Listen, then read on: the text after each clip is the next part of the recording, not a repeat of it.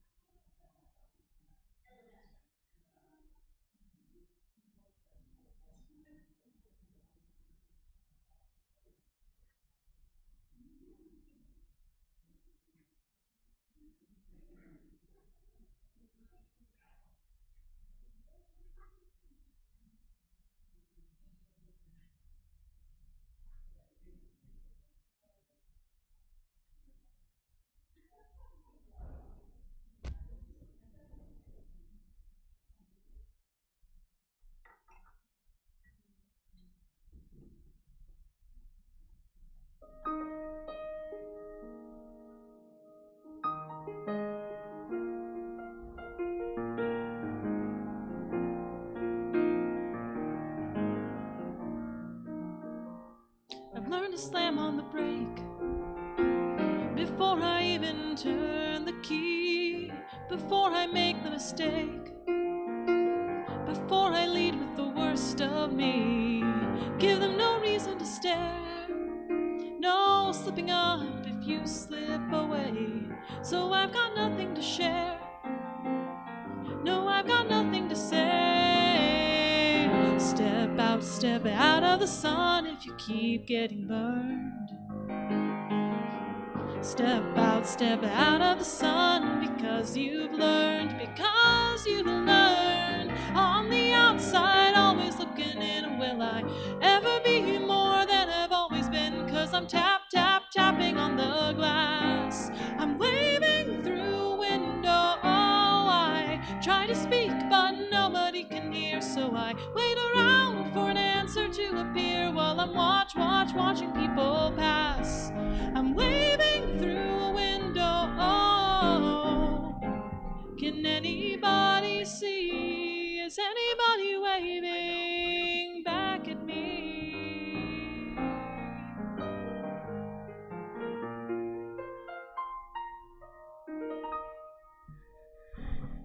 Come into our house of hope and love, of peace and justice, of wholeness and healing. Come in where we welcome the certain and the seeking, the lifers and the newcomers, the beloved and the brokenhearted.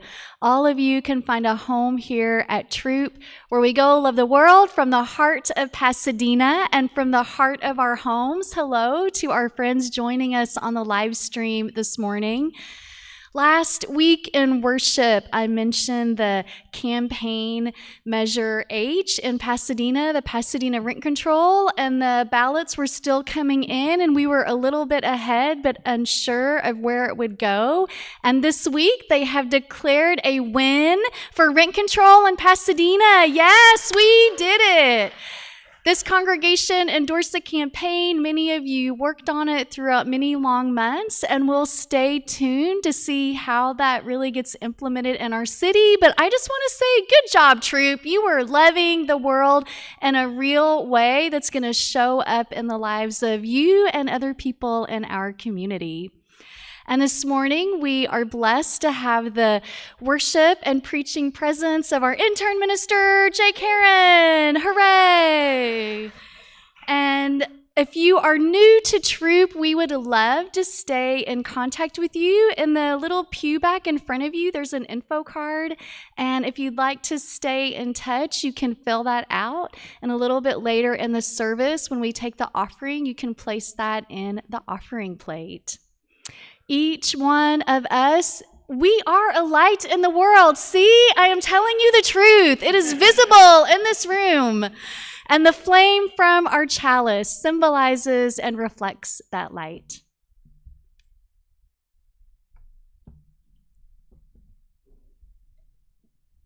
Our time together in worship is intimately connected with our daily lives. As a symbol of that connection, we light our chalice with love, compassion, and justice with these words from Elizabeth M. Strong. Reverently, I offer this symbol of our hope and high intent. Reverently, I bequeath this flame to you. This is the light that is lit for everyone who comes into the world. Bear this light to others one by one. Let the flame go from life to life till all is lit with its warmth. Tell that light means wisdom. Tell that the light means kindness. Tell that the light means understanding. Tell that the light means tolerance. Tell that the light means sacrifice. Tell that the light is a vision of a fairer world. Tell that this is the light that is lit for everyone who comes into the world. We light a second candle to honor the people and ancestors whose lands we now occupy. The land under and around Throop was once and still is the home of the Gabrielino Tongva Band of Mission Indian people. May this knowledge and awareness lead us into seeking justice and equity for all. We light a third candle symbolizing our watershed, the Arroyo Seco. May their waters continue to nourish life in our communities. We take a moment of silence, holding all of these in our hearts.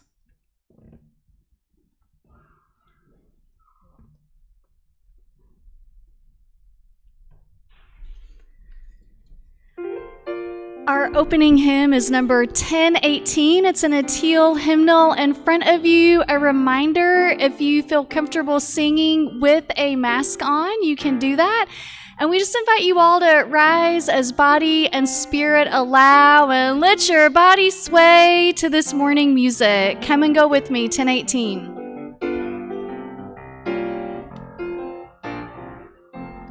Come and go with me to that land. Come and go with me to that land. Come and go with me to that land where I'm bound, where I'm bound. Come and go with me to that land. Come and go with me to that land. Come and go with me to that land where I'm bound.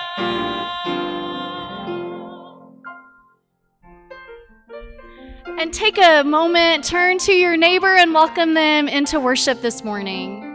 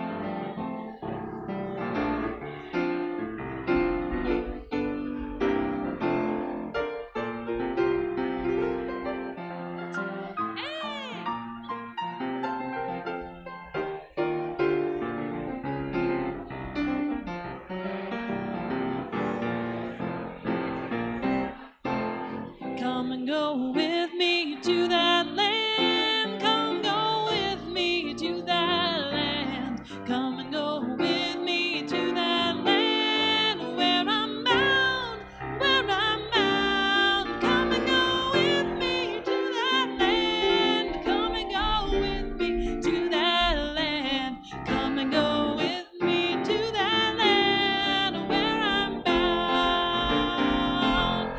There'll be singing in that land. There'll be singing in that land. There'll be singing in that land where I'm bound, where I'm bound. There'll be singing in that land. There'll be singing in that land. There'll be singing in that land where I'm bound.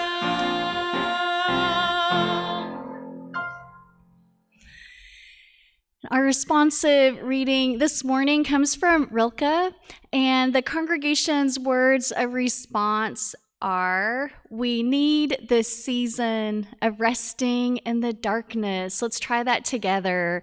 We need this season of resting in the darkness. You, darkness, of whom I am born, I love you more than the flame that limits the world to the circle it illumines and excludes all the rest. We need this season of resting in the darkness. But the dark embraces everything. Shapes and shadows, creatures and me, people and nations, just as we are. We need this season of resting in the darkness. It lets me imagine a great presence stirring beside me. We need the night. The season of resting in the darkness. So today's lesson story is about Riley and their emotions. Now, Riley was a happy-go-lucky, very active child at that age where you really like school. You remember that way back in the day. And had fun with friends, was doing all the things that children do. And everything was right with the world, and there was much joy, occasionally some disgust if there was broccoli involved. But that all changed one day. Riley's parents turned everything upside down, decided, you know what? It's time to move. That may not have been their decision because parents have adult responsibilities, terrible, terrible adult responsibilities. And that sometimes involves work, and things are not always within your control. And Riley was upset by this. But of course, communicating about these things is difficult. They thought that she was, they knew that something was not quite right with Riley, but they didn't realize how bad it was. In this new environment that she had moved to, nothing was the same. I mean, there was some similarities. There were people at school. I'm pretty sure that's what you call that place. They were just so different, but she tried so very hard to connect with people, to do the things that she loved, the way she remembered them. But it was too much. She felt the insides deep down in herself crumbling until everything was numb. And eventually, it became so much that she was not the same Riley that she used to be. And it took a moment when everything had gone awry.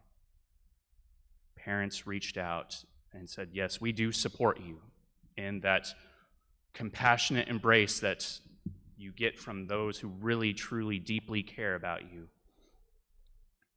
And in that, she felt new emotions come about. Not necessarily new emotions, but they were new for her and the way that she responded to them. It wasn't just joy. It wasn't just disgust. It wasn't just anger. These things were all happening at once. You could be both happy and sad. You could be both angry and surprised. And that was the start of Riley's new life. And it's something that we all go through. So may we all live into that life.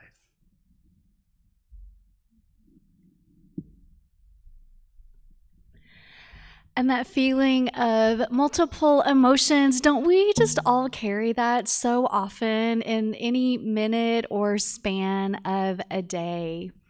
And here at Throop, when we welcome new members into our community, we feel a special joy that they have chosen this as their spiritual and religious home. And of course, an unavoidable part of us being in community together is that sometimes life takes one of our members away from us, moves them into a different county or state. And today we are noting a transition like that in the life of Amy Schultz, who's been a part of our community since before the pandemic. Amy, will you come forward? I remember Amy coming in when we were still meeting together before March of 2020. Amy was a constant presence in our Zoom worship services. And then as we came back together in person and online, Amy shared her beautiful soaring voice with our choir. Amy, we ask our Throop community to love the world, to tend to their spiritual life, and to help us seek justice and compassion in the world. And in your time with us, you've certainly been a part of all that and an integral part of our Throop community life. You dove into everything here, and just as the congregation offered you blessings on the way in, we now offer our blessings to you as you move into a new community, but knowing that a part of you, a piece of your heart, will be here with our Throop community. And so, congregation, I'll invite you to respond. Just we offer our blessings to you. Your voice joined ours in so many ways. May you find a kind and caring community in your new location. We shared our spiritual journeys together. May you continue to create a life of meaning and depth. We offer our blessings to you. You created connections and bonds among all ages here, and may you find opportunities to do this in your new home. We offer our blessings to you. Your caring, compassionate energy and spirit infuse the culture here. There will always be a part of that energy and spirit at Throop. You changed us, and may you continue to transform others. We offer our blessings to you. And Amy, as you prepare to enter into this new phase of your life, we give you a tangible piece of Throop, and it's a little bag with dried herbs, sachets from the Throop Learning Garden, some sage sticks, and some other pieces. We thought they'd be easy for you to pack for your travels, but also they'll be just a continued little bit in memories of the love that we've had at Throop here with you.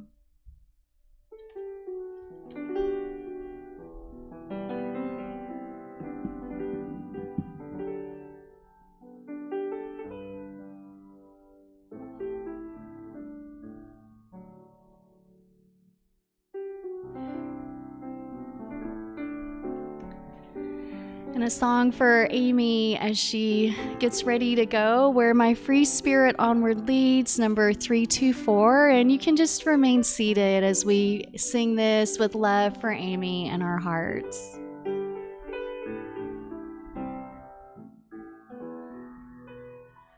Where my free spirit onward leads, well, there shall be my way. By my own light illumined, I've journeyed night and day. My age or time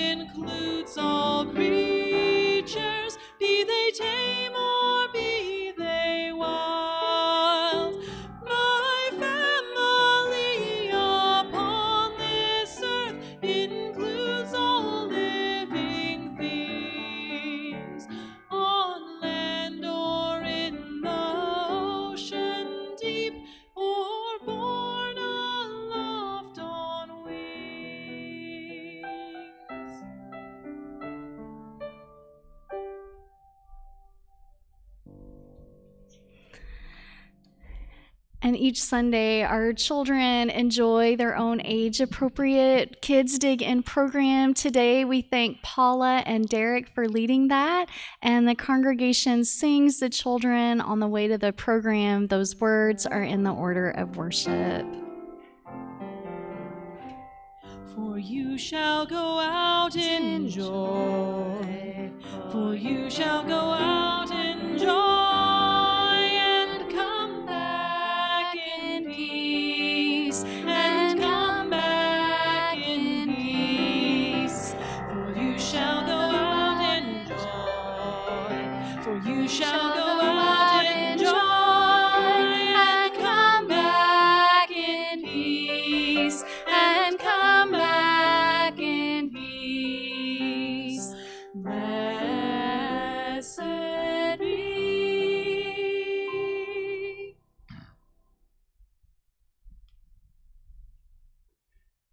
Today's pondering comes from the Metta Sutta in the Pali Canon, and it's fairly short, so I'll actually be reading it in its entirety. This is to be done by one skilled in aims who wants to break through to the state of peace, be capable, upright, and straightforward, easy to instruct, gentle and not conceited, content and easy to support with few duties, living lightly, with peaceful faculties, masterful, modest, and no greed for supporters. Do not do the slightest thing that the wise would later censure. Think happy at rest. May all beings be happy at heart.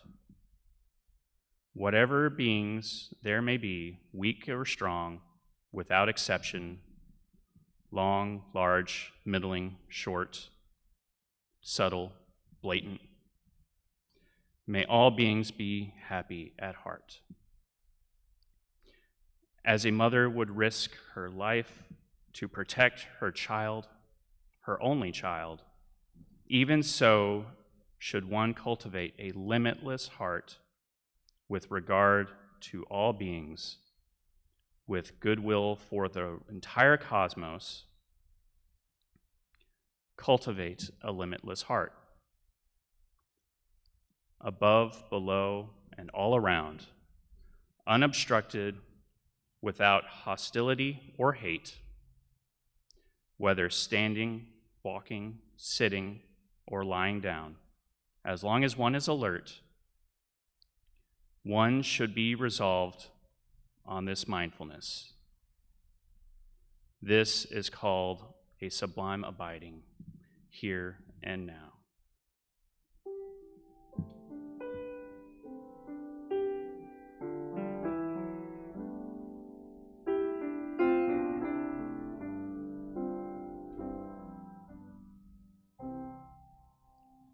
The wind of change forever blown across the tumult of our way. Tomorrow's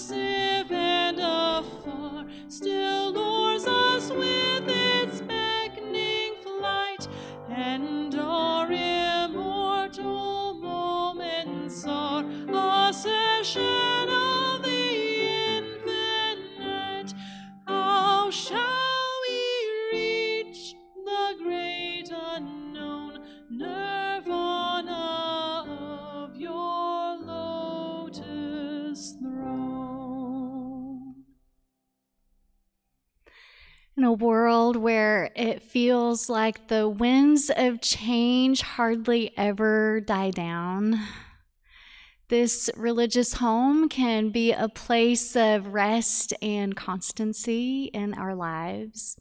And each one of us supports Throop through our gifts of time and talent and treasure. And for those of you that are able to make a contribution today, thank you so much. You can give online. Those ways are listed in your order of worship or in the live stream chat. And for those of you in the room, you can place an offering in the plate. If you're giving a gift today and you would like it to be counted toward your pledge, we ask that you use the green giving envelope and to write your name and mark pledge on that envelope. And if today you are a first-time visitor, we ask that you let the offering plate pass you by. The morning offering will now be gratefully received.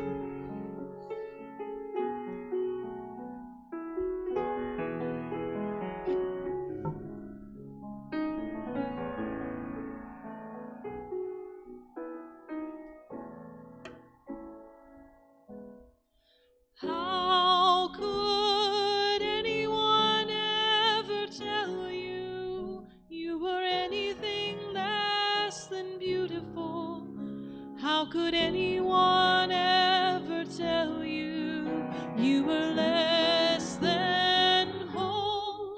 How could anyone fail to notice that your loving is a miracle?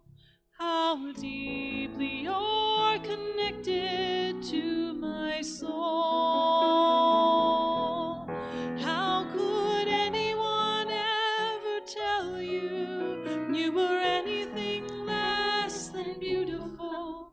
How could anyone ever tell you you were less than whole? How could anyone fail to notice that your loving is a miracle?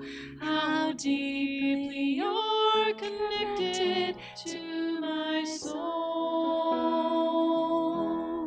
and how deeply you're connected to my soul.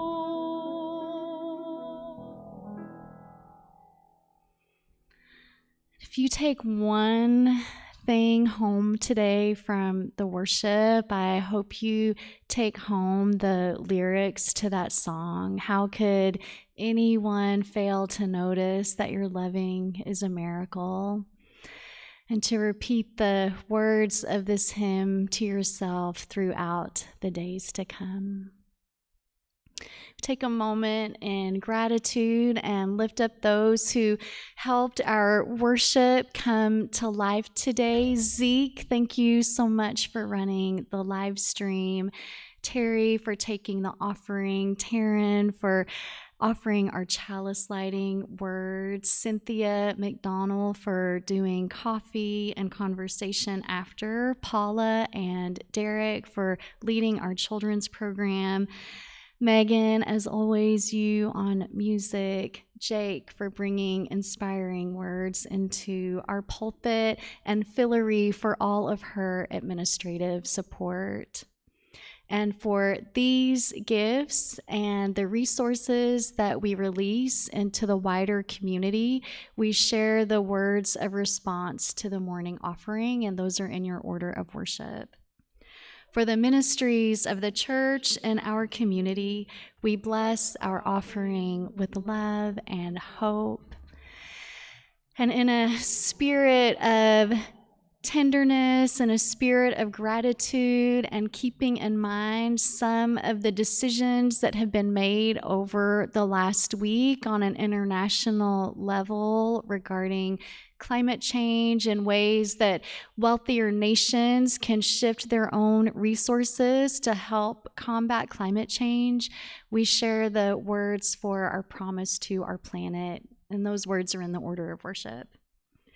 As members of the family of living beings on earth, we are guided by the Unitarian Universalist principle of respect for the interdependent web of all existence of which we are a part. With hearts filled with love for it, eyes nurtured by its beauty, and minds ruminating on ways to protect its sacred and scarce resources, we promise to nurture the well-being of all life and of the planet itself.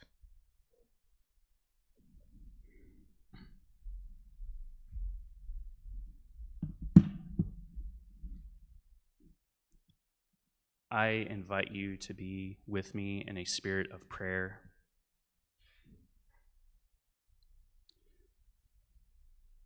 Spirit of life, we have gathered here today to reflect on not only what goes on within our own being, but how we relate to the beings of others around us, and how that carries forward from this moment on into the weeks and months to come. We recognize that today is also Trans Day of Remembrance, and that how people have related to those within our community have not always been in an act of loving kindness, as we know from the shooting that happened in Colorado at an LGBTQ club. And we recognize that this is not a standalone occurrence, that our being in relation to one another through acts of loving kindness and compassion are ways that we can combat this. And we cannot do this alone. Even ourselves and those around us, we still need that divine inspiration and support. And so, in your most gracious being and presence, I pray for these things. Amen.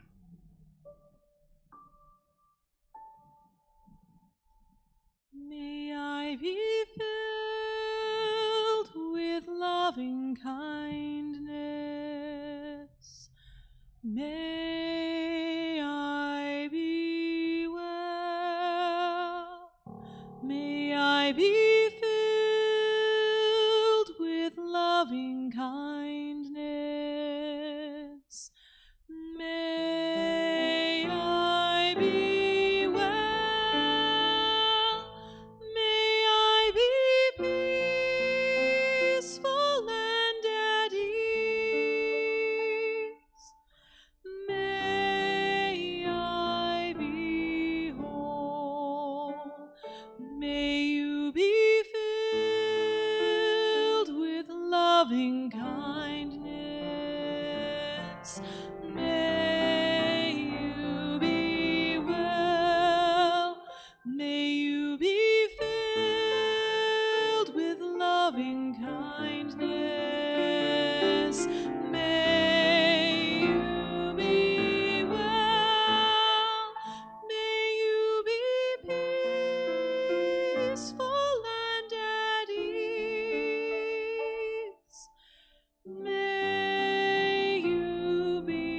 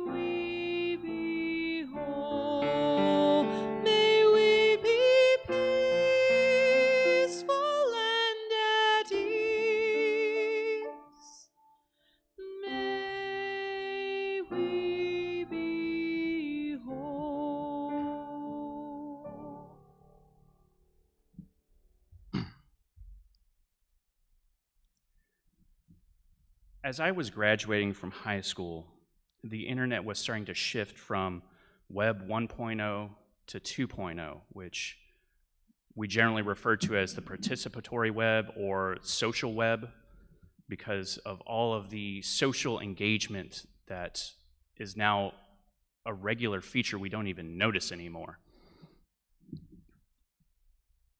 Then there were a few creators, and the majority of the consumers were users who were treating the websites as books and were simply flipping through them for information. The increase of users not only shifted this from being users themselves, consuming the information, but actually producing it. And it led to increasingly dynamic and eventually interactive web resources. What this meant for me is some applications I was filling out, I was going to a website to figure out how to do that, to mail it in, and then other ones I was actually doing the copy and paste into some web portal that hopefully did not crash on me and email it in for an instantaneous submission. Either way, I still had to wait for the results, so if I'd actually planned this out with Megan, we would have an 80s synth pop background music, and we'd have my anxiety montage of when will I find out if I got in? But I didn't plan ahead that much. And then on top of this, communication itself was changing.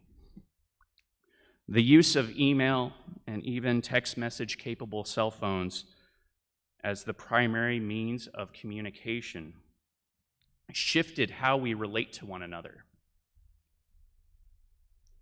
For example, it used to be common practice to type up a memo, send it to the mailing department, and then hopefully that gets properly distributed to everybody's offices and departments.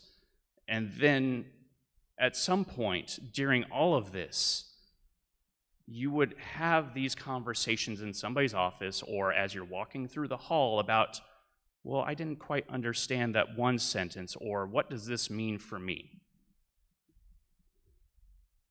What we have now done is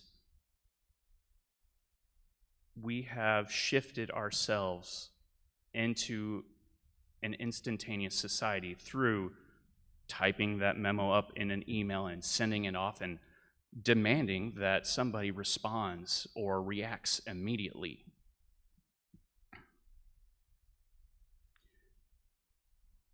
Now, the saving grace for this style of communication is that, I'm starting to backtrack, sorry.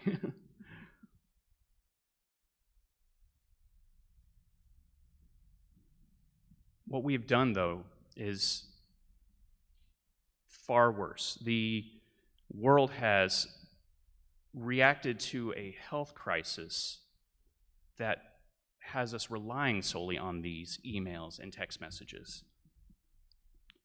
We don't have those in-person interactions anymore to actually kind of debrief and go over what is going on. People set up offices in their homes and in some wayward closets, putting together their own little mini sound stages with microphones and lights and cameras. And that's great for capitalism, but not great for human beings. Because, I mean, we can react pretty quickly, but instantaneous is not really something we do very well. So everybody got shoved into little boxes on little computer screens or cell phone screens if your computer decided to turn off. And we noticed that we were communicating, but things were not quite the same. Something was missing. And we weren't entirely sure what that was until the world started opening up again. As we started interacting more, we started noticing all the things that we had been missing from Zoom or Google Talk or whatever we were using. So it wasn't just text and talk, it was also body language and even the smells and the environment around us, the whole setting. These are all important to communication. Like noticing that Avery is using a deodorant that is heavy in lavender, so it's actually kind of calming to talk to them in person. But Zoom, no, they're actually kind of rude. Skylar actually increasingly shifts their weight as they're getting anxious. Don't really notice that in a chair. Now, what's this have to do with Meta? And I realize that Facebook has shifted itself and they are now the metaverse. And yes, this was an intentional pun. Now, meta has a variety of translations, this Buddhist term. It depends on the context. In the reading that I gave earlier, that translator decided to call it limitless heart. But the one that many of us will recognize and that I prefer is loving kindness. And as with all translations, there's inherently some sort of problem with them. But what this one does exceptionally well is that it's dynamic and responsive in the ways that we need metta to be, in the way that it should be enlivened. It is one thing to say that you desire for there to be kindness in the connections that we create. It's another for it to be loving kindness. That's the sort of kindness that we get through deep listening and divine witnessing of not only what is going on within ourselves, but what is going on with someone else. Like Riley in our story earlier, her parents might have had an idea of what was going on because, they were children at one point too, but they don't really know. They're not Riley. And so too is it like that with Unitarian Universalism. We created structures that we are now noticing worked to some extent for the era that they were created in, but they no longer serve us adequately in the way that they are. For example, many congregations are working toward the 8th principle, which says, we, the member congregations of Unitarian Universals Association, covenant to affirm and promote journeying through spiritual wholeness by working to build a diverse, multicultural, beloved community by our actions that accountably dismantle racism and other oppressions in ourselves and our institutions. This principle, along with all of the behind-the-scenes work, and there's a lot of behind-the-scenes work that goes into implementing it, tells us that those around us who enter our spaces are human beings and need to be tended with loving kindness. And I've used we a lot today. I want to recognize that. And I invite you to reflect on what has arisen for you whenever I have said we. Was it only the we that is gathered here in the sanctuary or in your living room for those who are live streaming?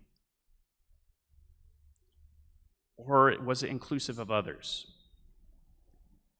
Is the we including those who are differently abled, those who are elderly or young, those who are LGBTQ, BIPOC individuals, people with invisible conditions or other things that I don't even know about yet?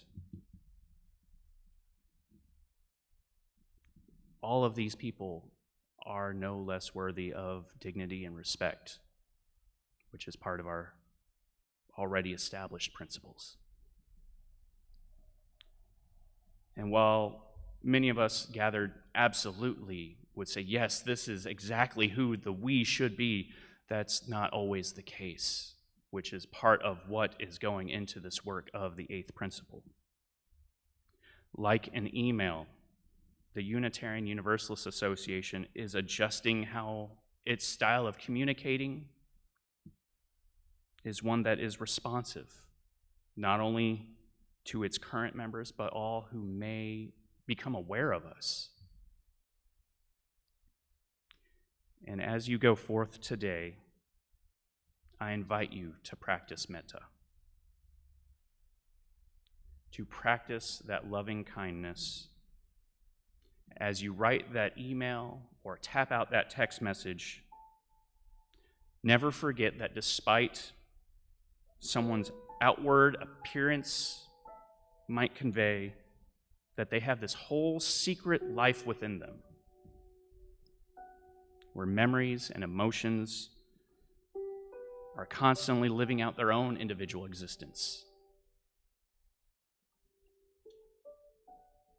And how we relate to them, even in the smallest way, can make significant impacts on that hidden world.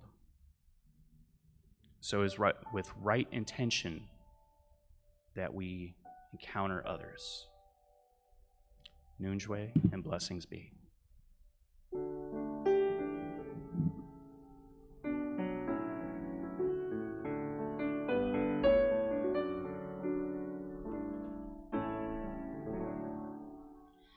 As we leave this friendly place, love give light to every face.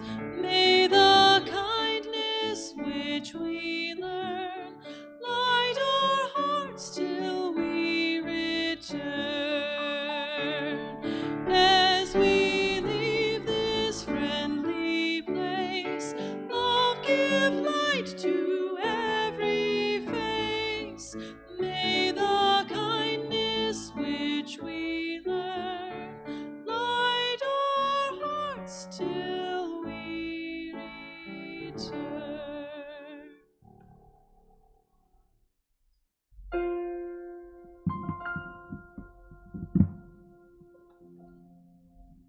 And now I invite you to place a hand on your heart, reach out to someone else in the room, wherever you are gathered with us today. Our chalice is extinguished, but we carry its light with us. And it is with loving kindness that we go out into the world for ourselves and others, for all we encounter today and the many days from now.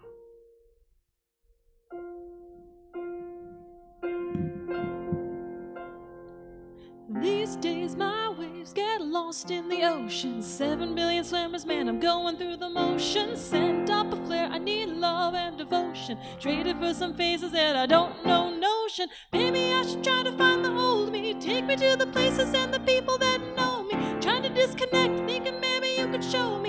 If there's so many people here, then why am I so lonely? Can I get a connection? Can I get a connection? Can I get a connection? Can I get a connection? Real friends, real hard to find. Find the perfect one and then there's a flood in the basement. Made a couple dollars, now I ain't trying to chase it. Kids from California, man, we don't waste it. Trying to paint the picture for me, something I could give a damn about. Maybe out of 40 years and I'll be ready, willing to edit my story. Cause there are many people here who'll be so damn lonely. Can I get a connection? Can I get a connection? Can I get a connection? Can I get a connection? Can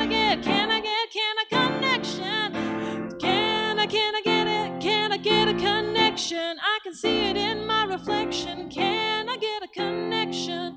Can I get a connection?